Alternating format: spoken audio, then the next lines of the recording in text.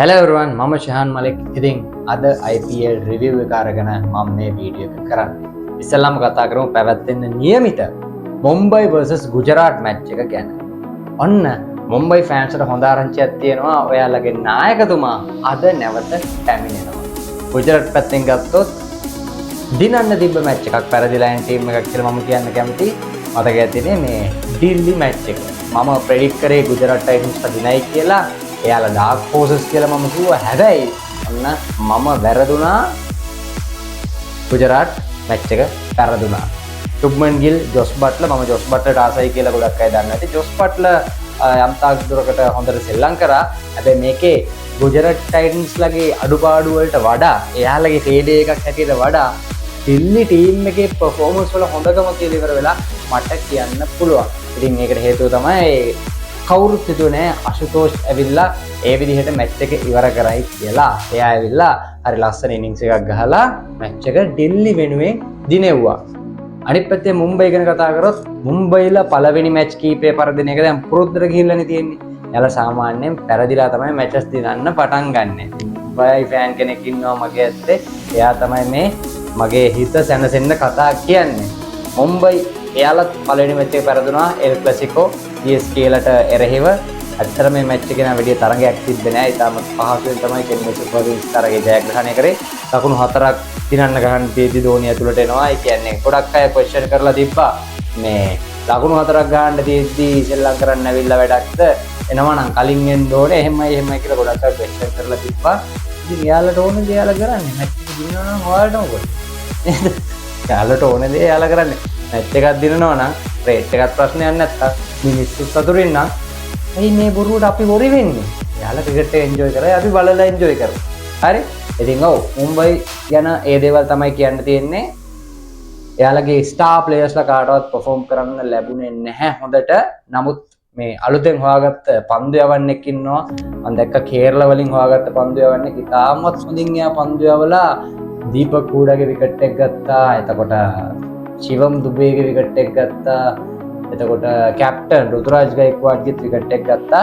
මේ පන්දු යවන්නා ගැනත් ඇහැ ගහගෙන ඉන්න ඕනේ. පන්දු යවන්නාගේ නම මට ඇත්තට මේ වෙලාවේ මතක නැහැ. කරුණාකරලා එඩිට් කරන මල්ලි එයාගේ නම මොකක්ද කියලා යටින් දාන්න.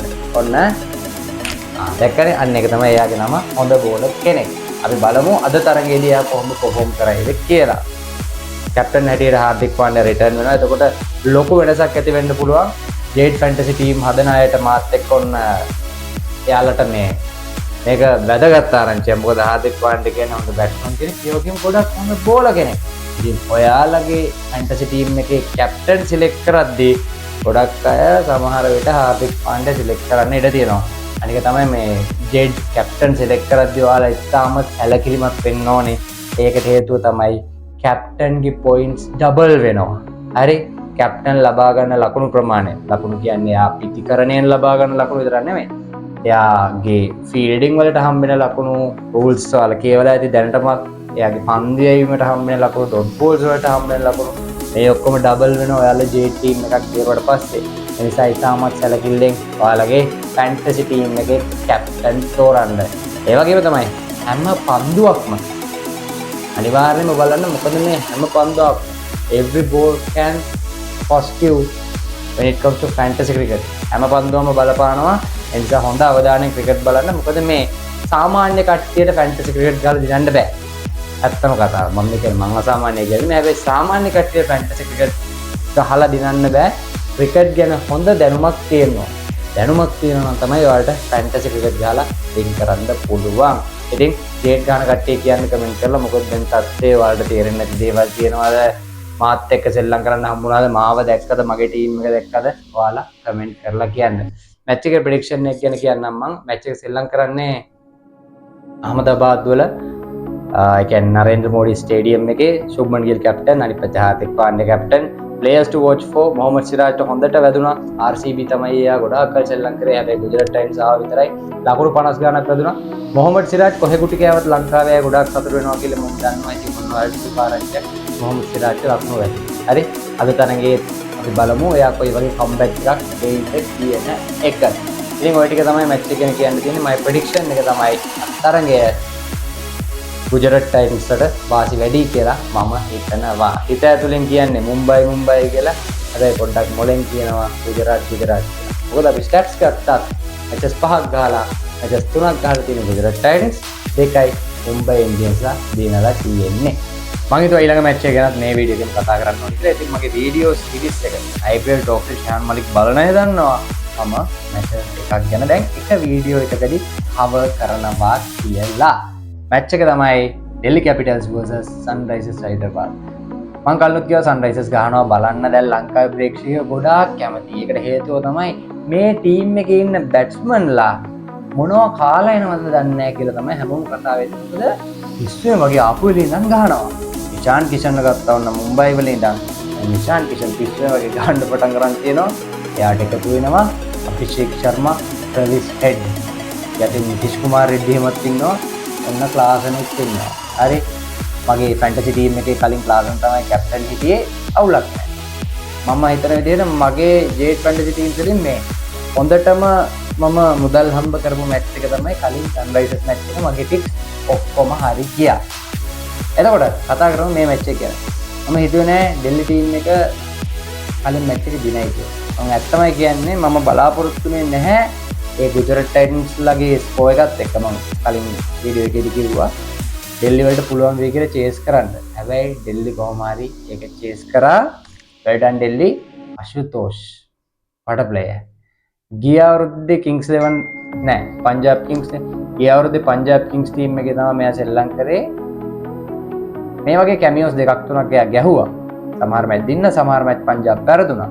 හැබැයි මේ අවුරුද්දේ ෆෝම් එක අරගෙන එයි කියලා කවුරුත් හිතුවේ නැහැ. පංජාබ් ගැන කතා කරොත් ශෂාන්ක් සිං and අශුතෝෂ් මේ දෙන්න මිඩල් ඕඩ් එකේ ලොකු දෙයක් කරා යාළ වෙන්නේ. අවුරුද්ද තුන මේ අවුරුද්දට යාළ සාර්ථක වෙයි කියලා. හැබැයි ශෂාන්ක් සිං රිටේන් කරා පංජාබ්ලත් මේ මැච් එක වින් කරා. ශෂාන්ක් සිං ඉතාමත් හොඳින් බැට් කරලා බෝල 20 ගානේ ලකුණු 40 ගානක් ගැහුවා.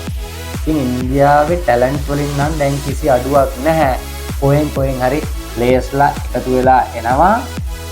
ඊට පස්සේ ඉතින් හිසරදී අපි වගේ රටවල් වලට තමයි ඉන්ටර්නැෂනල් ගන්න ඇවිල්ලා අපි දෙන්න ගහනවා. සන්රයිසර්ස් කණ්ඩායම තරඟ 13ක් දෙන්නලා තියෙනවා. ඩෙල්ලි කණ්ඩායම තරඟ 11 දෙන්න තියෙනවා. මැච් එක අද සෙල්ලම් කරන්නේ ඩෙල්ලිලාගේ හෝම් ග්‍රවුන්ඩ් එකේ. ඔයාලා හිතන්නේ කවුරු මේ මැච් එක වින් කරයිද? කමෙන්ට් කරලා ඔයාලගේ ෆැන්ටසි ටීම් එකක් ඔයාලා හදනවා නම් අනිවාර්යයෙන්ම කමෙන්ට් කරලා කියන්න ඔයාලගේ කැප්ටන් වයිස් කැප්ටන් හැටියට ඔයාලා චූස් කරන්නේ කවුද කියලා. ටීම් එකක් හදද්දි සමහර විට ඉතින් සන්රයිසර්ස් ටීම් එකෙන් 6 දෙනෙක් ඉඳලා ඩෙල්ලි වලින් 5ක් ඉන්න පුළුවන්. ඔය විදිහට කම්බිනේෂන් එක වෙනස් වෙන්න පුළුවන්. හැබැයි මතක තියාගන්න එක ටීම් එකේ 7 දෙනෙක් නම් චූස් කරන්න ඕනේ. කියන්නේ 7ට වඩා ඔයාලට චූස් කරන්න බෑ. දැන් ඔයාලා සන්රයිසර්ස් වල කැමති කියලා 11 දෙනාම සන්රයිසර්ස් දාන්න බෑ ජේඩ් එකේ. 7යි 4යි තමයි ඔයාලා දාන්න පුළුවන් කම්බිනේෂන් එක. 6යි 5 ඔට්ටුයි 5යි 6 ඔට්ටුයි. එරනානේ පැහැදිලිනේ. හරි. කවුරු මැච් එකේදී නේද ඔයාලා කමෙන්ට් කරන්න. මම බලාගෙන ඉන්නවා පැට් කමින්ස් අද කොහොම පර්ෆෝම් කරයිද කියලා. හරි මොකද මම ආසයි පැට් කමින්ස් ප්ලේයර් කෙනෙක් හැටියට ගොඩක්. කලින් මැච් එකේදී ගොඩක් හොඳට බෝල් කරන්න ලැබුණේ නැහැ. ලකුණු ඇදුනා.